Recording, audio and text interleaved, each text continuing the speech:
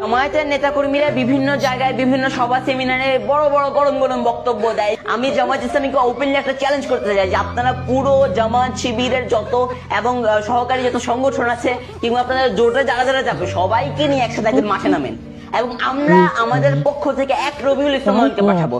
তিনি শুধুমাত্র তার যুব দলের পোলাপাইনকে নিয়ে তার কর্মীদেরকে নিয়ে যাবে। আপনাদেরকে ওপেনলি চ্যালেঞ্জ করতেছি, যদি রবিউল ইসলাম তোর লাগে আমার খুব মন খারাপ হয় বাকিনা। আমি তোর আব্বারে বলছিলাম অনেকবার যে দেখ, গর্ভকালীন সময় বেশি সহবাস করতে নেই।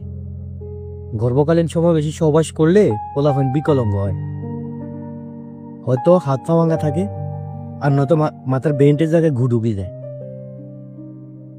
এই তোর অবস্থা হয়েছে এরকম বাগিনা। কি করবো ক?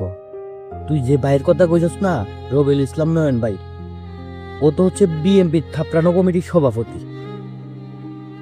ওর কর্মীগুলো যেভাবে থাপড়ায় ওর ধারে কাছে কেউ যায় না, আর তুই এসেছিস তারা লইয়া মিটিং করতে, আবার চ্যালেঞ্জ ওদের জামাতের। হ্যাঁ আল্লাহ, নাক টিপলি দুধ বেরিবে, তোরা অনেতে এখানে শিখে গেলি। আল্লাহ আগে দাঁত ব্রাশ কর, দাঁত ব্রাশ করিয়া একটু কুত্তার দুধ খাইয়া শুইয়া কর।